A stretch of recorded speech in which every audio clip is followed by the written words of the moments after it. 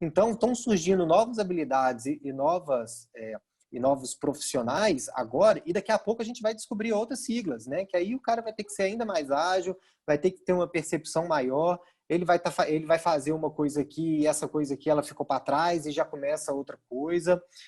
Os profissionais, eles a cada vez mais, eles vão querer experimentar o mundo, experimentar as coisas. Eu vejo muito disso em mim. Não estou falando que eu estou certo, eu estou errado. Acho que cada um vai saber julgar o que cada um acha que é melhor para si. Então, vão ter esses profissionais, muitas vezes mutáveis, que vão ter uma habilidade básica da sua formação, mas com o passar do tempo, eles vão aprendendo novas coisas e mudando de profissão, mudando de emprego, mudando de cidade e vai para onde for. Então, as pessoas, e é uma tendência muito, eu acredito, da sua geração, principalmente, e das gerações que estão por vir, esse desapego das coisas.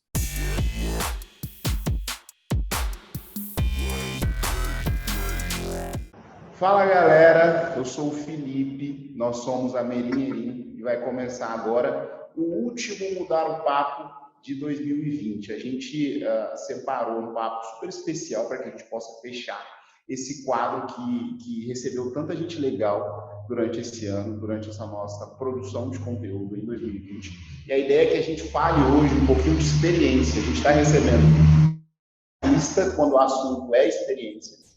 Então eu vou, antes de apresentar o nosso convidado, fazer só uma introdução bem rápida para que vocês possam ter as suas expectativas alinhadas.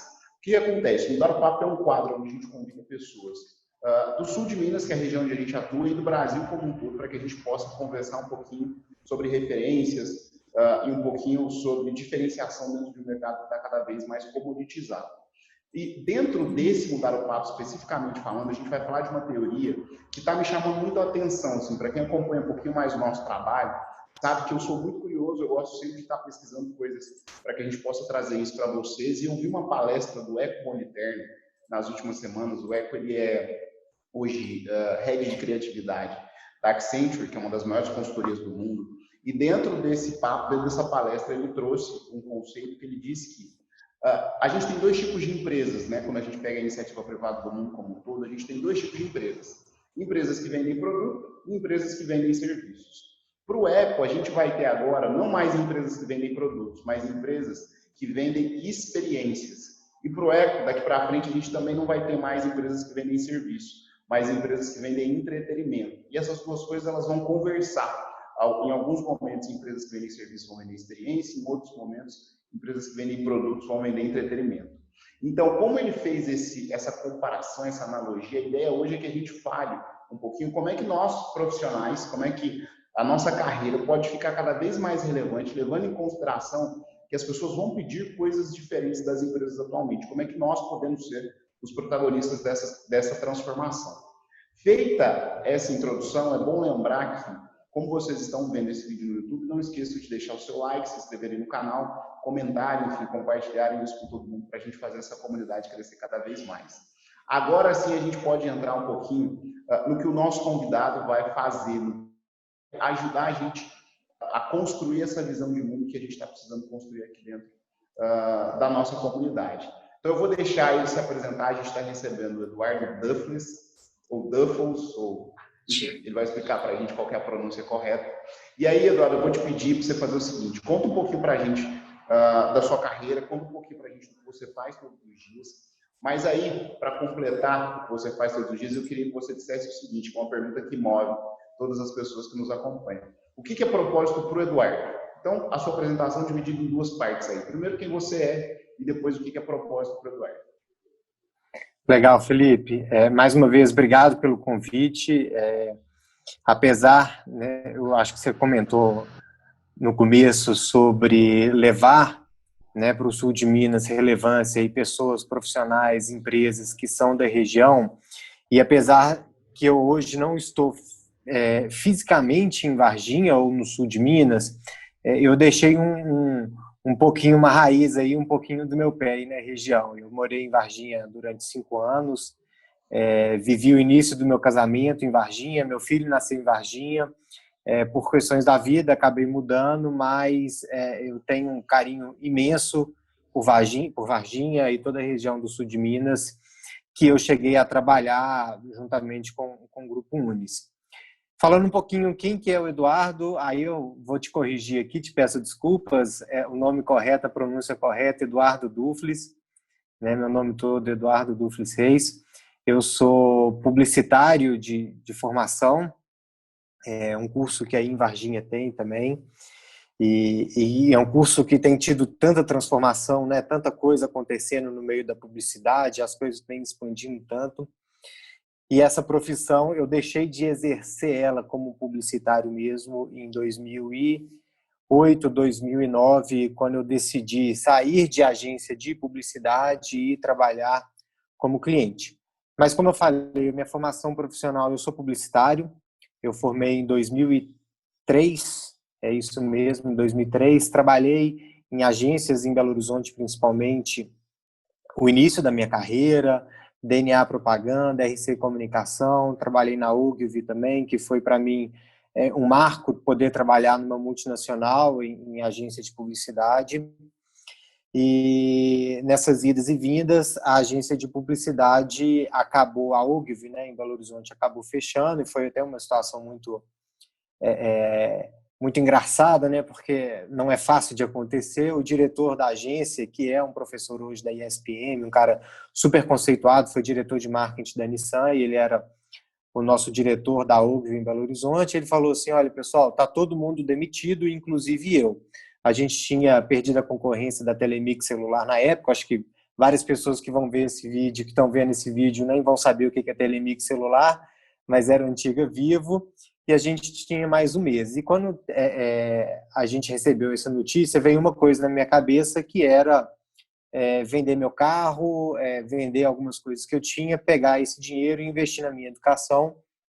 Foi quando eu fui fazer um mestrado em marketing promocional na Espanha. Então, assim, fica mais um recado, né? Você que sonha e quer realizar, quer fazer uma outra língua, e às vezes acha que isso não é para você, reveja um pouco esses conceitos, pense, planeje, veja que realmente você pode fazer e pode acontecer, e pode fazer acontecer este sonho e realizar ele. Então eu fui para a Espanha, fiz o meu mestrado, e quando eu voltei eu decidi que eu não queria trabalhar com agência de publicidade e fui começar a trabalhar em shopping center como cliente, né? Então eu saí da cadeira de atendimento, eu sempre trabalhei como atendimento dentro de agência. Isso sempre mostrou também o meu lado de relacionamento, que é o que eu realmente gosto, de falar com pessoas, de estar com pessoas, de gerenciar processos.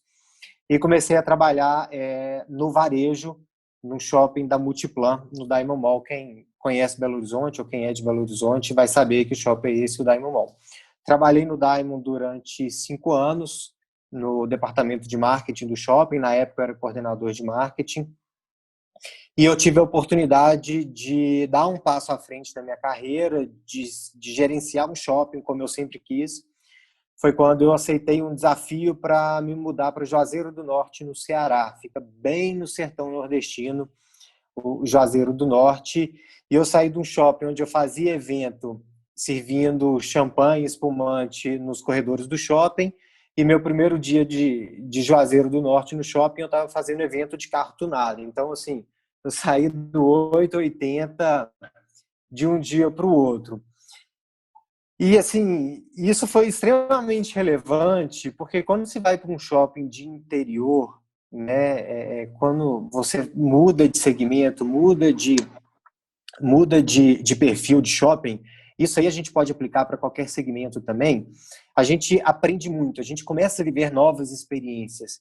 Então, sair de uma capital, das principais capitais do Brasil, ir para um sertão nordestino, sair de um shopping elitizado para ir um shopping mais popular, eu só tive o que agradecer a oportunidade.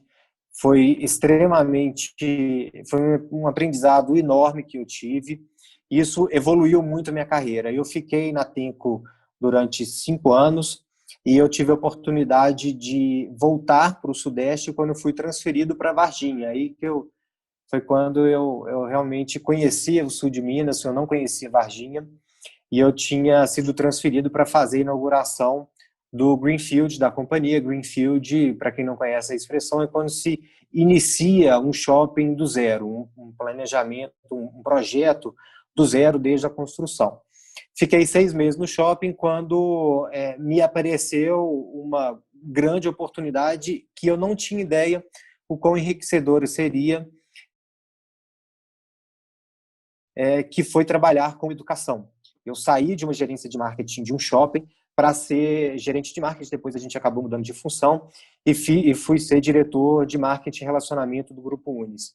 O que foi, assim, espetacular, tanto da parte de um novo segmento, aprendizado de diversas coisas que eu não sabia, que eu não conhecia, consegui viver uma parte de internacionalização que eu sempre gostei, algo que eu me preparei a vida toda pelo inglês que eu acabei desenvolvendo, pelo espanhol que eu acabei desenvolvendo, e em Varginha eu conheci dezenas de pessoas que realmente fizeram diferença na minha vida.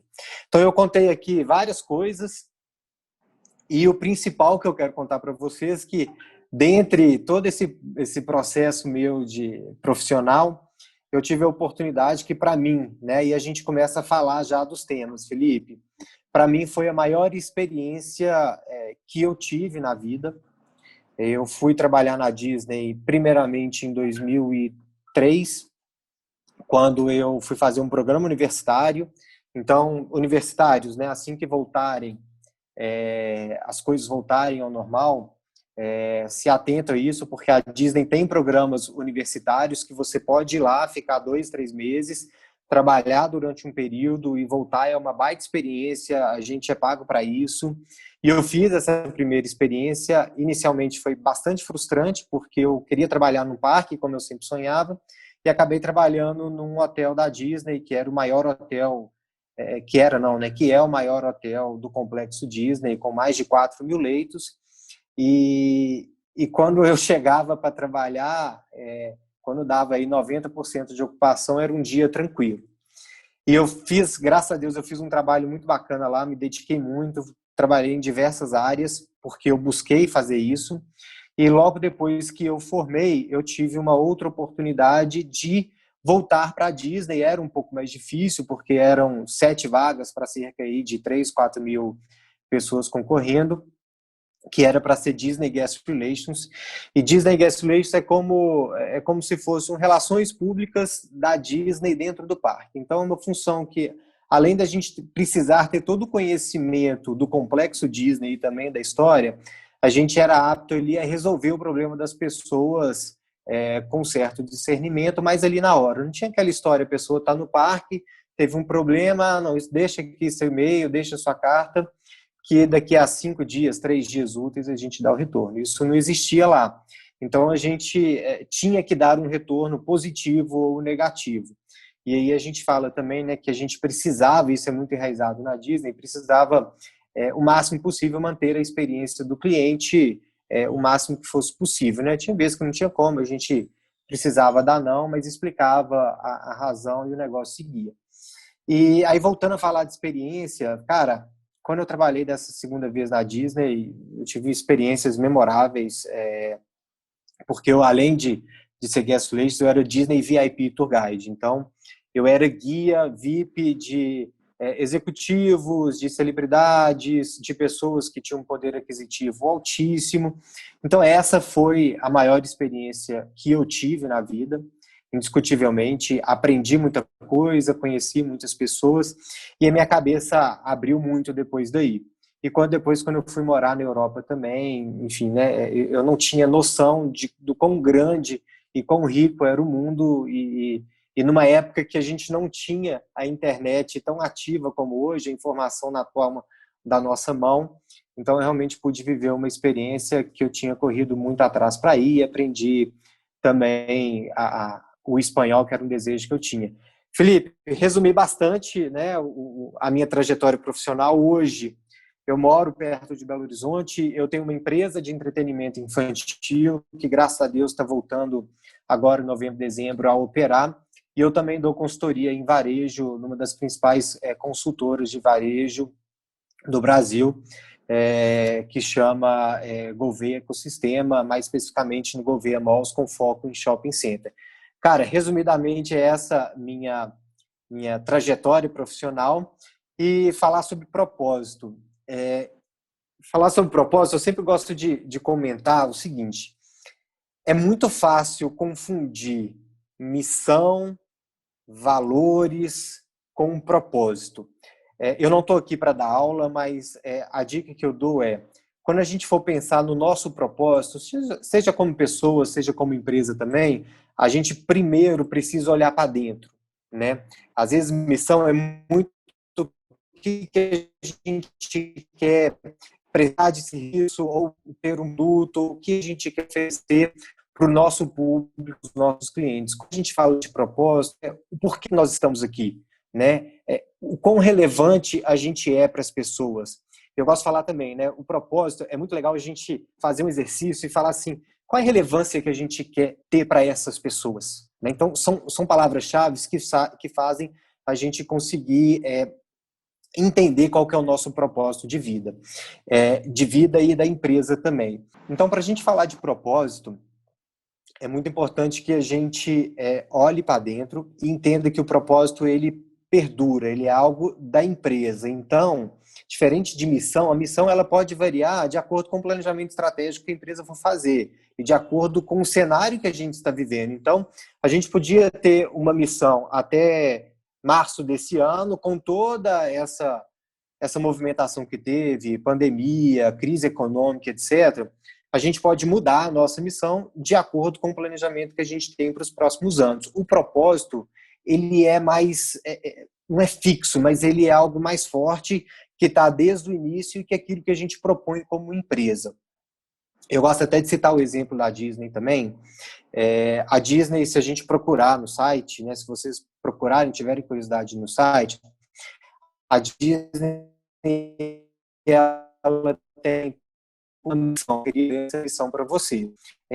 A missão da Disney Company é entreter, informar e inspirar as pessoas ao redor do mundo por meio do poder da narrativa incomparável, refletindo as marcas icônicas, mentes criativas e tecnologias inovadoras que tornam a nossa principal empresa, a principal empresa do entretenimento no mundo. Então a gente consegue ver por essa missão que já tem coisas do nosso cenário, que não seja dos últimos 2, 3 meses, mas de mudanças que já vem acontecendo há bastante tempo. E quando me perguntam, né, e qual que é o propósito da Disney, aí é muito mais fácil e direto, porque é um propósito que vale tanto para os clientes, para o público externo, né, para quem a Disney se dedica a prestar serviço e também vender produtos, quanto para o público interno também, que é fazer pessoas felizes. Então, é isso que eu queria falar sobre propósito, né, para a gente não confundir com missão. E quando a gente pensar em propósito, entender que é algo realmente duradouro, que é algo que a gente se propõe como empresa, não se propõe para os clientes. Aí já vira missão. Falo muito, né, Felipe? Mas eu acho que dá para sintetizar aí algumas coisas. Eu fico aqui ouvindo e aprendendo um monte, Eduardo. Você sabe que a gente começa com essa pergunta do propósito, de propósito. Nas últimas semanas eu tive a oportunidade de ter acesso a uma pesquisa da Deloitte, né, que é inclusive um dos institutos de concentração de informação mais respeitados do mundo, que apontou ali tendências para o mercado em 2021. E a primeira coisa, agora a gente começou a perceber que as pessoas elas não compram o que as marcas fazem, né? Elas compram porque as marcas fazem o que fazem. Dentro dessa lógica, a gente se conecta por meio da nossa causa, né? Por meio daquilo que a gente acredita. Só que nesse mesmo estudo, tem outras duas coisas ali que a gente repete muito na Meri, que são coisas necessárias para a gente fazer sentido para o mundo atual. Uma é a agilidade, que é a capacidade que a gente tem que ter de se adaptar, e a outra são as experiências humanas. E aí, quando a gente traz essas duas lógicas, e aí esses dias eu vi isso, achei genial, para te puxar para a conversa, é como se agora a gente estivesse falando de humanização, e aí a gente fala, uma empresa tem que ser humanizada, uma ideia tem que ser humanizada. Antes não era. O que eu concluo dessa provocação? Antes a gente praticava o que alguns filósofos chamam de homocentrismo, que é o lance da gente achar que o ser humano é o centro do universo. Agora, o que a gente está praticando é humanização, porque a gente começou a perceber que o humano vem de terra, vem de conexão com esse lugar em que a gente habita. Dentro dessa reflexão, como é que a gente pode colocar propósito, agilidade, experiências humanas dentro da nossa rotina, para que, como profissionais, Eduardo, a gente fique mais contemporâneo, mais relevante? Quais seriam as suas dicas? Assim? Primeira coisa que eu queria falar, que, na verdade, né, que eu citei, a vida, para mim, né, teve uma vez eu fiz minha carta de apresentação e a primeira coisa que eu falei que a vida é feita de experiências, sejam positivas e negativas. É claro que a gente, como profissional, independente do segmento, que a gente se propõe a fazer, a gerar experiências, é claro que a gente está falando de experiências positivas, né? Mas tudo na vida é uma questão de experiência, seja positiva, seja negativa. Entrando um pouquinho mais, né, até na pesquisa da Deloitte, o que acontece? Quando a gente está falando de agilidade, né, ser profissionais ágeis, e aqui a gente não quer citar de metodologias ágeis, não, a gente está falando de agilidade também no profissional. A gente aprendeu, né, a fazer, por exemplo, vou dar um exemplo aqui que é muito fácil. A gente aprendeu a fazer planejamento anual, ou seja, planejar para ir a 3 anos, a 5 anos. Então, o que normalmente os profissionais faziam, tá? Principalmente quando a gente olha para a empresa? Chegava em outubro do ano e começava a planejar o ano seguinte. Então, a gente planejava todas as ações, todas as estratégias no final de um ano, aprovava tanto o planejamento estratégico quanto o planejamento financeiro, e a gente tocava esse planejamento no ano seguinte. Aí vem realmente uma das tendências, né? Assim, isso aí veio quase tudo por água abaixo. A gente teve uma chuva de problemas, né? A gente teve algo totalmente inesperado que, se os profissionais, né, não tivessem sido ágeis, e a gente realmente viu grandes e pequenas empresas tendo que mudar tudo aquilo que tinham planejado de uma forma que facilite o serviço, que facilite a vida do seu cliente para comprar produto ou para usufruir de um serviço, assim, de uma hora para outra. Então, tudo aquilo que a gente tinha planejado para acontecer em 2020, isso aí mudou. Então, exigiu as pessoas não utilizam elas, outras às vezes nem tinham essa habilidade ou ainda não têm, mas essas pessoas estavam no comodismo por seguir um planejamento que tinha sido feito e aprovado no ano anterior e tocando, só que isso agora não existe mais, né? Esse ano a gente viu que como a gente precisa ser ágil para acompanhar as transformações, as necessidades e as demandas que estão tendo, enfim, tá tendo no mundo todo. E isso realmente é uma tendência para o próximo ano, porque a gente não sabe o que vai acontecer. E mostrou como que os profissionais eles estão aptos e capazes de terem a agilidade necessária para se redirecionar no seu dia a dia. E isso realmente é uma tendência, isso já está acontecendo, aconteceu de uma forma que as pessoas planejavam aí mudanças e inclusões, por exemplo, de marketplace, e às vezes até que várias empresas não tinham, de estar inserido em algum tipo de plataforma, que as pessoas estavam planejando para acontecer daí a 2, 3 anos, trazer experiências para o digital e deixar essas experiências não só no físico. Então, as pessoas pegaram um planejamento aí de 2, 3 anos e trouxeram aí para 3, 5 meses, né? Então, essa agilidade ela foi posta à prova e a tendência é que realmente ela continue, porque as mudanças virão cada vez mais rápido. Então, teve uma palestra que eu vi com vários executivos no mercado de consumo, num link super legal que se chama Mercado em Alerta, e estava uma discussão. Como deveriam ser feitos os planejamentos estratégicos para 2021?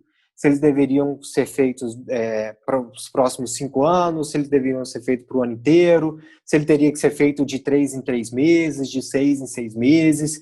Então, são coisas que a gente realmente tem que repensar,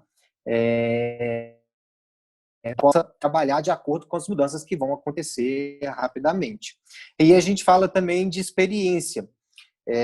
Eu trabalho no segmento de varejo há bastante tempo e já há alguns anos, isso não é desse ano, não é do ano passado, já há uma forte tendência para que, exemplo, shopping centers e lojas de varejos, elas se transformem em locais de entretenimento e lazer que gere experiência para o seu cliente do que simplesmente um local de compra de produtos. A gente consegue ver isso claramente. Aí é uma empresa que todo mundo conhece e que vem mostrando para a gente duas coisas: propósito, experiência, vou falar até mais, né? Propósito, experiência, engajamento, que é a reserva. Então, eu tinha falado duas, na verdade, falei três, que é a reserva. Você pega a reserva, ela tem um propósito muito bem definido, baseado na sustentabilidade. Se você tiver a oportunidade de visitar algumas lojas conceito da reserva, vai ser uma grande experiência, porque é uma loja de experiência. Tem a roupa ali, você pode experimentar? Pode, mas o propósito da loja ali não é simplesmente vender roupa, é um local para que você possa sentar, tomar um café, entender sobre moda, bater papo com outras pessoas. Então, a própria loja gera essa experiência. A compra, ela acaba sendo uma consequência da experiência positiva que você vai ter no local. Isso já vem acontecendo em vários lugares do mundo. A gente tem uma loja esqueci o nome, espera aí. Como é que chama aquela loja? A loja lá da japonesa que a gente foi? Uniqlo. Ah, lembrei. Eu perguntei para minha mulher aqui qual é o nome da loja que me fugiu. Então, a gente tem um grande exemplo, que é a loja da Uniqlo. A Uniqlo é uma loja de vestuário japonesa, que eles têm uma loja enorme, se eu não me engano, em Tóquio, e é uma loja de experiência, com brinquedos para crianças, com interatividade para adultos, e tem também as roupas, mas a venda da roupa é uma consequência. A gente tem uma loja que chama Camp, em Nova York, que é a mesma coisa. É uma loja de experiência, então tem um espaço de acampamento com vários locais que as crianças podem brincar de acampamento com os pais. Só que ali, a barraca que ela faz acampamento é de uma marca que é a patrocinadora do espaço. Então, assim, a receita das lojas principal acaba vindo de patrocinadores que estão investindo que aquela experiência positiva com seus produtos vão acabar gerando algum tipo de venda, de interatividade. Então, isso realmente vem acontecendo. Então, os shoppings hoje que tem aí 60% focado em lojas de produtos, isso aí é a tendência que nos próximos anos mude, que 60%, 70% seja entretenimento e alimentação. E esse entretenimento e alimentação, eles vão gerar experiências para os seus clientes, e apenas aí 20%, 30% vão ficar lojas tradicionais como a gente conhece hoje. E agregado à experiência física, né, a gente tem aí a experiência digital, que as empresas estão investindo muito, muito, muito, muito. Uma frase que eu vi hoje, que é do Flávio, o Flávio Rocha, um dos grandes executivos do Grupo Guararapes, que é das lojas Riachuelos. Ele falou uma frase aqui que eu achei espetacular. Ele falou assim: é desestimulante você comprar moda numa grande plataforma como Mercado Livre ou Amazon. Ele fala que não tem o fator aspiracional, que é como comprar um vestido, você ir fisicamente num supermercado e comprar um vestido. E eu acho que ele tem total razão. Assim, você acaba perdendo a experiência de compra. O que ele defende? Que os grandes varejistas de moda ou os grandes varejistas, cada um no seu segmento, consigam colocar no meio digital, nos seus aplicativos, a experiência de compra também. Não ser simplesmente ali uma plataforma no local que você vai. Você entra ali na Amazon e compra um vestido. Você conseguir comprar o vestido num aplicativo, numa plataforma específica que gere experiência de moda, ela é muito mais significante, muito mais relevante para os consumidores. Então, resumindo bastante aqui, são dois pontos que eu acredito que eu tenha abordado aqui, que é falar de experiência e falar também sobre a agilidade, que realmente é uma tendência forte aí para o ano que vem. Muito bom, muito bom. Tem uma outra questão, essa eu até aprendi com você, Brian, que é o seguinte, né? Quando a gente pega lá aquele exemplo do Eco, que eu dei no começo da conversa, onde ele disse que os produtos vão virar entretenimento e os serviços vão virar experiência, hoje é meio que uma obsessão para marcas, para empresas e para profissionais. É uma obsessão para essas pessoas tentarem ter ideias para que tudo que esteja em volta de uma empresa seja uma janela de entretenimento, digamos assim. E a grande referência que a gente tem quando o papo é contigo é a Disney, né? E lá na década de 50, quando a Disneylandia tinha sido fundada, o Walt e o Roy, né, os dois irmãos, eles já imaginaram quais seriam os pontos de contato que as pessoas iam ter com a Disney para que todas essas janelas virassem entretenimento, que é o que a gente chama hoje de ecossistema, né? Hoje a gente está aqui dentro de um ecossistema de inovação no sul de Minas, que é o CESULEB, que é uma ponta que une outras pontas. Dentro dessa lógica, Eduardo, primeiro, né, conta um pouquinho dessa história, porque você sabe disso muito melhor do que eu. E depois, como é que as empresas, cara, através dos profissionais, claro, podem fazer coisas parecidas hoje? Tentarem entender os seus negócios através de um ecossistema e não só de um produto ou de um serviço. Felipe, outra palavra que está em moda, além de propósito, é ecossistema, né? Tem muita empresa aí intitulando, às vezes nem mudou nada do jeito que a empresa é, e já fala o ecossistema da empresa X, o ecossistema da empresa Y. Quando se fala em ecossistema empresarial, o que a gente tem que pensar, né? A gente imaginar um círculo que aqui no meio a gente tem o negócio principal da empresa, né? O que a gente chama de core business, né? O core business é o negócio principal da empresa, a sua razão de ser, tá? E em volta dessa razão de ser, a gente tem várias companhias, vários negócios desta mesma empresa. Então, por exemplo, a gente tem aqui, vamos trazer para o universo da Disney, né? A gente tem hoje, por exemplo, o negócio principal da Disney são os parques, tá? Então, a gente tem o principal negócio da Disney são os parques. Então, o que a gente tem em volta dos parques que gere negócio para esses parques e para a Disney Company, tá? Então, a Disney é uma companhia de várias empresas. Então, a gente tem ESPN, tem NBC, a gente tem o Disney Cruise Lines, a gente tem o Disney Studios, que foi quando tudo começou, a gente tem a Disneyland Paris, Disneyland Hong Kong, que fazem parte do negócio, né, de parques e entretenimento, enfim, aí a gente tem a Pixar, enfim, tem várias empresas que fazem parte de um mesmo ecossistema. E a gente tem e a função da Disney, né, de todas essas empresas, é não só que cada uma trabalhe sozinha, mas que cada uma possa gerar negócios para outras. Aí a gente vem fazer uma correlação com o varejo também. Então a gente pensa num shopping. O shopping, qual que é o principal negócio do shopping hoje? É aluguel de loja, certo? Então esse é o principal negócio do shopping, que é fazer locação de loja. Dentro do shopping tem outros negócios também, que geram receita para o shopping. Estacionamento, venda de mídia, locação de quiosque, locação de espaço para vendas. Então, quando a gente pensa no ecossistema de shopping, a gente tem que entender e buscar outras fontes de receita para que haja essa conversão para o negócio principal da empresa, que é não só o aluguel de lojas, mas como também aumentar o que a gente chama de NOI, né? Aumentar o resultado final para os seus empreendedores. Aí a gente volta mais um pouquinho, a gente fala sobre a Disney, né? A Disney, não acredito que seja de conhecimento de todo mundo, mas ela começou com o Disney Bros, que aí o Walt Disney pediu uma licença para o seu irmão e quis colocar o Walt Disney Studios, foi quando começou, e as coisas foram evoluindo de tal forma que outros negócios começaram a aparecer também. Então teve o Clube Disney, né? Quem acompanha os canais da Disney vai entender o que eu estou falando. Existe o Clube Disney, que foi criado no final da década de 1920.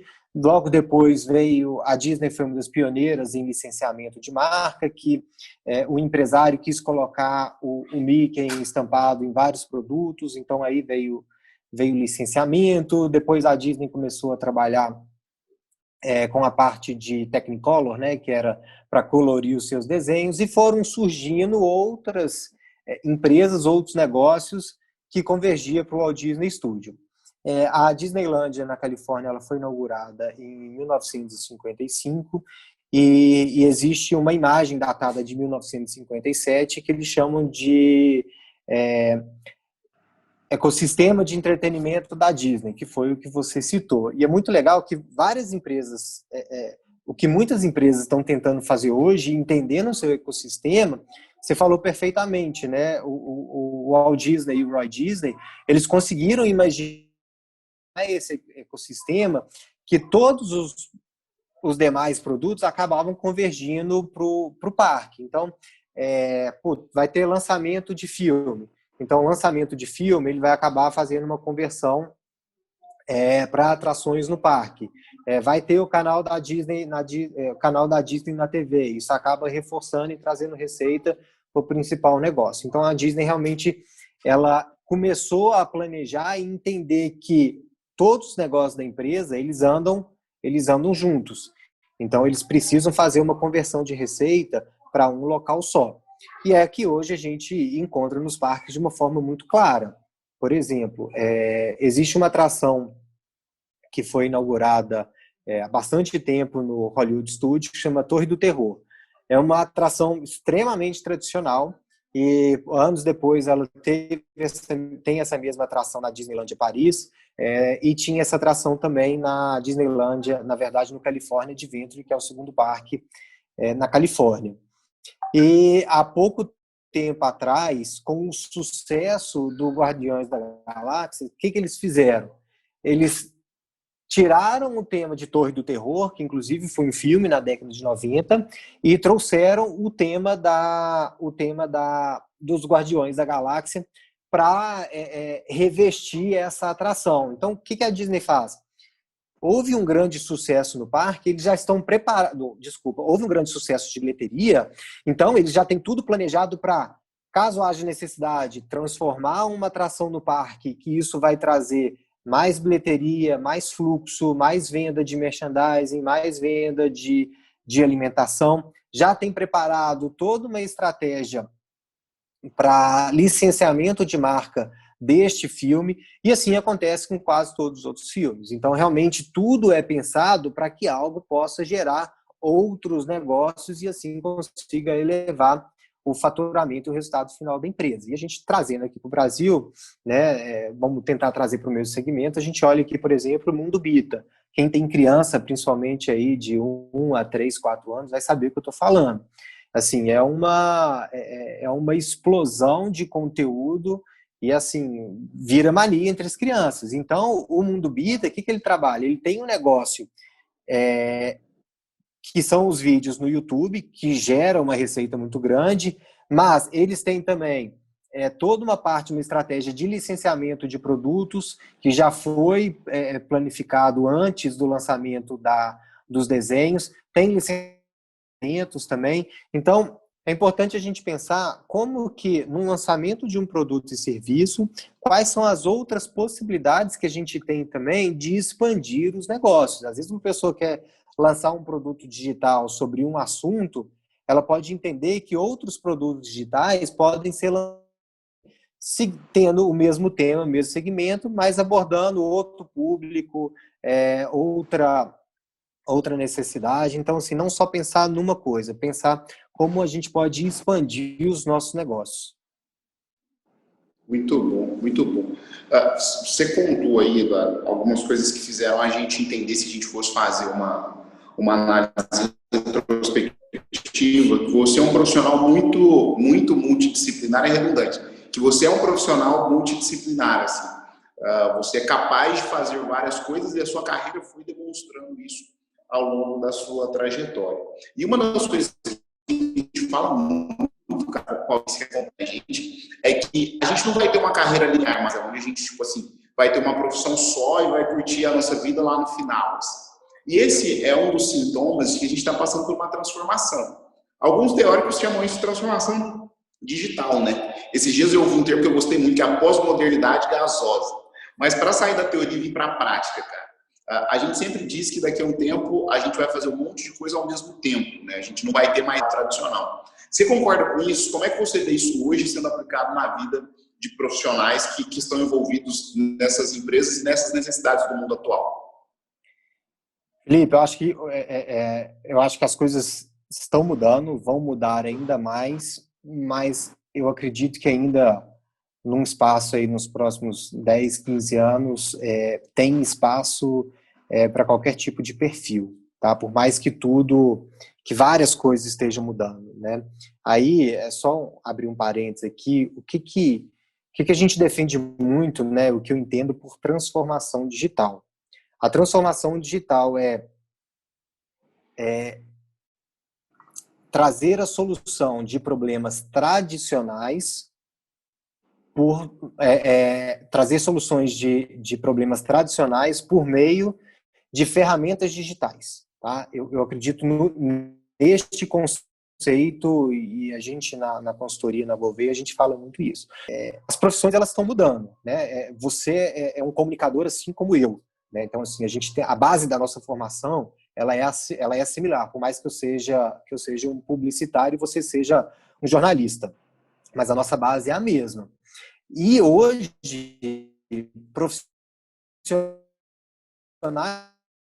de comunicação nos últimos anos que nem as pessoas que estão hoje na faculdade estão vendo. Então, a gente começa a ver aí vários novos profissionais de cursos rápidos e sem desmérito nenhum, são grandes profissionais que às vezes são até autodidáticos, que estão fazendo CX, Customer Experience, estão fazendo UX, né, User Experience. Então, estão surgindo novas habilidades e novos profissionais agora, e daqui a pouco a gente vai descobrir outras siglas, né, que aí o cara vai ter que ser ainda mais ágil, vai ter que ter uma percepção maior, ele vai fazer uma coisa aqui e essa coisa aqui ela ficou para trás e já começa outra coisa. Os profissionais, eles a cada vez mais, eles vão querer experimentar o mundo, experimentar as coisas. Eu vejo muito disso em mim. Não estou falando que eu estou certo, eu estou errado. Acho que cada um vai saber julgar o que cada um acha que é melhor para si. Então, vão ter esses profissionais, muitas vezes mutáveis, que vão ter uma habilidade básica da sua formação, mas com o passar do tempo, eles vão aprendendo novas coisas e mudando de profissão, mudando de emprego, mudando de cidade e vai para onde for. Então, as pessoas, e é uma tendência muito, eu acredito, da sua geração, principalmente, e das gerações que estão por vir, esse desapego das coisas. Esse desapego de trabalho, esse desapego de moradia, o desapego de carro, principalmente nas grandes capitais. Né? Então, assim, hoje em São Paulo tem uma incorporadora que ela fez prédios especificamente já com local para drone pousar, já todo equipado para receber todos os aplicativos de entrega, com uma cozinha 100% comunitária, inclusive de ingredientes, com uma lavanderia dentro. Então, as pessoas vão ali, ficam alguns meses, depois voltam, muda de emprego, vai e volta, não querem ter mais a posse da casa, não querem ter mais a posse da sua cadeira no emprego, elas querem experimentar outras coisas. Conversei recentemente com uma profissional de RH de uma das principais empresas daí de Varginha, e ela me perguntou no curso que a gente deu sobre gestão, assim, o que eu faço para fazer a retenção dos meus profissionais? A pessoa entra aqui, faz o estágio, a gente treina ela está pronta, aí ela quer sair. E eu não entendo, porque a gente é uma multinacional, uma das principais empresas da cidade, as pessoas querem sair. A gente falou que, olha, infelizmente ou felizmente, é assim que essa nova geração ela está se comportando, né? Ela quer experimentar coisas novas, ela quer viajar, ela quer ir, ela quer crescer, às vezes nem só pelo salário, mas por viver novas experiências. E o contraponto, que eu acredito, que ainda terão pessoas e empresas que prezam pela segurança no trabalho, quando eu falo segurança, é por estar seguro no seu emprego, na sua cadeira, né? Que queiram fazer uma carreira dentro de uma empresa, que comecem, às vezes, como trainee ou estagiário, e ali elas estão felizes, querem seguir isso aí até o resto da vida. E no Brasil a gente vê, assim, eu vejo no Unis uma característica, eu trabalhei no Unis, uma característica que as pessoas gostam muito de trabalhar lá e acabam fazendo carreira lá. Ótimo, não tem problema nenhum nisso. O importante é as pessoas estarem felizes e elas estarem produzindo. Como existem outras empresas também, inclusive pessoas que trabalham no Unis ou qualquer outro lugar, que querem experimentar outras coisas. Eu, por exemplo, hoje eu mexo com as 3 coisas. Eu tenho uma empresa de entretenimento, Eu trabalho com parte de curso e cultura Disney, que eu gosto muito, é um hobby que acabou virando uma certa profissão, e dou consultoria em varejo, ou seja, eu trabalho de casa. Eu não preciso sair do local onde eu estou. Então, assim, eu sou um profissional que acaba fazendo várias coisas ao mesmo tempo, e eu consigo descer 10 horas da manhã, eu consigo descer com meu filho e dar uma caminhada. Então, assim, eu faço a gestão do meu próximo tempo. Pode ser que daqui a 1 ano, 5 anos, 10 anos eu mude de ideia? Pode, não tem problema nisso, né? Eu acho que isso que a gente tem que estar livre na cabeça, Felipe. A gente pode mudar, a gente pode querer fazer coisas diferentes, às vezes voltar ao tradicional também. Não tem problema nenhum. Contanto que a gente esteja feliz, cara, tá tudo certo. Sensacional, muito bom. Cara, tipo, enfim, não é a primeira vez que a gente está conversando, todas as vezes parece que passa muito rápido, mas é porque a conversa é muito boa. Chegando numa última questão, eu sempre digo, eu sempre tento fazer uma separação. Uma coisa é a opinião do Felipe, outra coisa é a Merinha, outra coisa são as conversas que a gente cultiva. E eu acho que essa última questão vai ser um exemplo disso. A gente acredita muito, e aí falando agora de forma particular, assim, eu acredito muito que a iniciativa privada ela tem que ter um papel social importante, não no sentido de... agora a gente está falando de cultura de doação, coisas desse tipo, eu acho que isso é muito superficial. Para mim, a discussão está completamente atrelada ao quanto a iniciativa privada é responsável pelo desenvolvimento econômico de uma sociedade, seja ela qual for. E eu acho real que a gente é feito, né, um mundo sustentável é feito de 3 coisas. Um governo participativo, uma iniciativa privada responsável e uma sociedade civil bem educada. Como a gente tem esse segundo pilar dentro da nossa responsabilidade, falando aqui como empresários, eu sempre pego alguns exemplos, e aí aqui eu vou pegar um que a gente já citou várias vezes nessa conversa, que é o da Disney, para mostrar como é que eu acho que uma empresa tem que estar hoje envolvida dentro de uma comunidade. Há umas semanas atrás, um movimento nos Estados Unidos, liderado pelo pessoal, se eu não me engano, acho que é a neta do Walt Disney, ou bisneta, não vou me lembrar agora, nossa produção pode me corrigir se eu tiver falado alguma coisa errada, mas é com certeza da família Disney. O pessoal da Disney, junto com o pessoal da Ben Jerry's, junto com alguns outros empresários e empresárias, se reuniram para cobrar do governo dos Estados Unidos mais impostos para quem tem mais dinheiro. Então, eles estão cobrando impostos aí para os multibilionários da América do Norte. Entendendo essa lógica, cara, o que eu acho que é um papel social dentro de uma empresa, dentro da iniciativa privada? Fazer com que o desenvolvimento social aconteça, fazer com que mais portas se abram, fazer com que a diversidade e a inclusão esteja dentro da pauta dessa discussão. Mas eu queria saber, cara, de você, assim, o que você acha que a iniciativa privada tem de papel quando o assunto é o desenvolvimento de uma sociedade? E se realmente tem um papel, se está dentro do que você acredita? Enfim, queria te ouvir, porque eu acho que essa conversa, essa pergunta fecha bem essa conversa, porque ela é um pouquinho mais polêmica, então dá para a gente se provocar um pouco mais. Você tá no mudo. O nome da pessoa é Abigail Disney. Eu tenho quase certeza que ela é neta do Roy Disney. É isso mesmo, ela é neta do Roy Disney.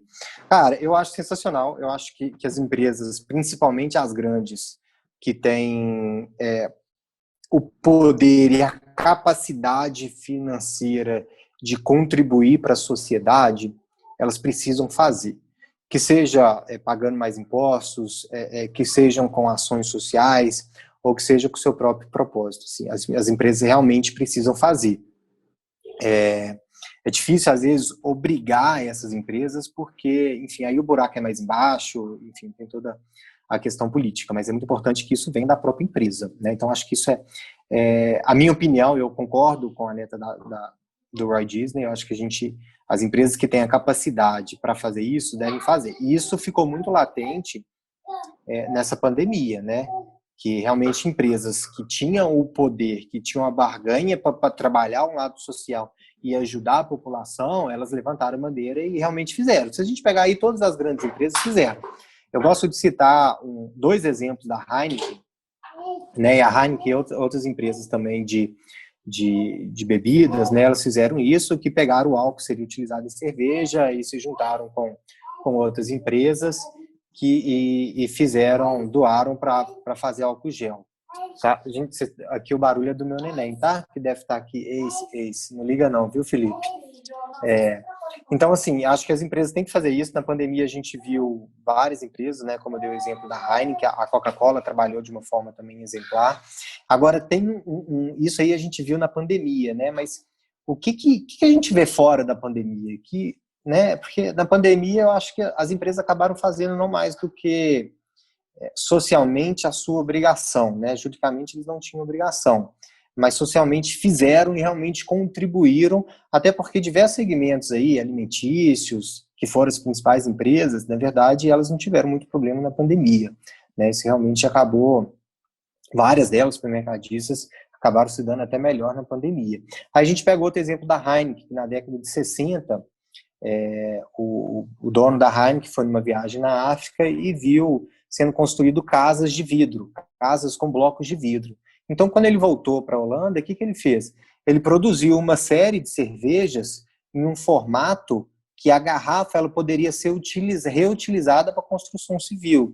Então, ela conseguiu utilizar de um produto seu para passar adiante e fazer uma ação social para pessoas, né, para famílias carentes que não tinham condições de construir casa. Então, assim, eu trago aqui um exemplo de uma grande empresa que fez isso na década de 1960. Só que aí a gente volta lá no começo da conversa, né? As empresas precisam ter uma relevância para os seus clientes. E quando os clientes veem, né, que as empresas realmente fazem trabalhos sociais, né, tanto em termos de sustentabilidade ecológica como sustentabilidade social, realmente há um engajamento muito maior por parte dos seus clientes, dos seus consumidores. Isso aí é fato. Aí fala, pô, Eduardo, mas a minha empresa é pequena e eu estou ralando aqui para sair do prejuízo. Como é que eu faço? Vai ficar feio se eu não fizer se eu não fizer alguma ação social, ter algum propósito? Eu falo assim, cara, não vai ficar feio. Assim, a gente a gente não pode querer ganhar o mundo e lucrar à custa dos outros, não é isso. Mas falando no real, cara, as empresas pequenas elas precisam sobreviver. Elas estão trabalhando para sobreviver. Não se sintam, quem tem uma pequena empresa, não se sinta mal, se sinta culpado, às vezes não está fazendo uma ação social, né? Acho que a sociedade, ela consegue entender isso de uma forma muito clara. Cara, se dá para fazer, ótimo, né? Eu uso o exemplo da minha empresa. A gente vai inaugurar agora no final do ano um evento no interior de Goiás, que a gente está planejando já há bastante tempo, e ao conversar com a gerente de marketing do shopping, eu falei, olha, se a gente conseguir organizar de uma forma higiênica, segura, tanto para os nossos clientes que virão, tanto para instituições carentes, vai ser o maior prazer meu receber instituições carentes dentro do meu evento de forma gratuita. Cara, eu acho que é o mínimo que eu posso fazer, proporcionar entretenimento para crianças carentes dentro de um evento que as crianças têm que pagar 20, 30 reais para ficar 30 minutos. Então, assim, dá para eu fazer? Dá para eu fazer. E me custa fazer? Não, não me custa nada. É uma ação social? Cara, é uma ação social. A gente está preocupando com o próximo? Dentro do meu alcance como empresário, é o mínimo que dá para fazer e tá ótimo, tá super legal. A gente vai uma tarde, a gente vai alegrar dezenas de crianças. Então, assim, às vezes a gente consegue pensar em maneiras que não vão onerar os nossos custos como empresário, mas que a gente possa ajudar aí o próximo. E é só a gente, às vezes, quebrar a cabeça, falar uma frase do professor Stefano, que é o tal do porquê não, e tocar para frente. Então, assim, cara, dá para a gente ter algo social dentro da nossa empresa e ajudar o próximo e ter um papel melhor na sociedade? Dá, então siga em frente, que isso aí realmente faz a diferença e a gente traz mais valor para a nossa marca e a gente traz uma relevância maior também. Muito bom. Sensacional, Eduardo. Tipo, aula, cara. Tem muita gente que paga caro por um conteúdo como esse e eu acho que é um papel social seu disponibilizar esse conhecimento para que outras pessoas tenham as referências que você tem. Cara, queria agradecer muito, muito, muito a sua disponibilidade. Virei seu fã nessa última semana, assim, a gente tem muita coisa para trocar. As redes sociais do Eduardo vão estar aqui na descrição desse vídeo. Enfim, a gente segue ele em vários canais, LinkedIn, Instagram, então vai estar tudo aqui embaixo para vocês que querem aprender um pouquinho mais sobre experiência Disney. Tem muito conteúdo de valor disponibilizado nas redes sociais que estão, de novo, aqui embaixo. E aí, Edu, eu queria que você só deixasse uma mensagem final para todo mundo. Mas, de novo, obrigado mesmo pela tua disponibilidade. Felipe, uma coisa que eu aprendi na Disney, e a base da minha carreira profissional, ela tem a Disney. Isso aí é fato, é como eu trato as pessoas, como eu gosto de ser tratado. Às vezes a gente erra realmente, né? A gente não é perfeito, e eu já errei na minha carreira profissional, mas a gente precisa ter a maturidade de reconhecer esse erro, às vezes pedir desculpa, tentar contornar, e para que a gente sempre tenha a gente consiga deixar a nossa marca pessoal nos locais que a gente passa, né? Então, uma das coisas que eu aprendi na Disney que é sempre agradecer as pessoas, e é isso que eu faço, né? Eu agradeço especialmente a você, a todo mundo da Merinheri, pela oportunidade de bater esse papo, de voltar mesmo que virtualmente para o sul de Minas. Obrigado a cada um de vocês que tá me assistindo também, espero que tenham gostado do conteúdo, que a gente tenha realmente esperança que as coisas vão melhorar, a economia vai melhorar, o que a gente precisa é se movimentar, é estudar, é entender quais são as demandas, entender quais são as tendências para que a gente possa focar no estudo, focar no trabalho e que a gente traga relevância para as pessoas que estão nos seguindo, que estão comprando os nossos serviços e usufruindo dos nossos produtos também. Tá? É esse recado que eu quero deixar. Muitíssimo obrigado a todos vocês. E, cara, sempre que precisar, me chama para bater um papo, trocar uma ideia. Quem estiver ouvindo também quiser me chamar para trocar uma ideia, seja sobre Disney, sobre empreendedorismo, sobre atendimento, experiência no cliente, enfim, qualquer assunto, se eu estiver disponível e tiver o conhecimento, vai ser um grande prazer, beleza? Maravilhoso. Estamos juntos. Obrigado pelo teu tempo de novo. Galera, a gente espera que vocês tenham gostado. A gente se encontra na próxima semana, porque tem conteúdo novo. Continue acompanhando a gente, principalmente no YouTube e no Instagram. Até a próxima.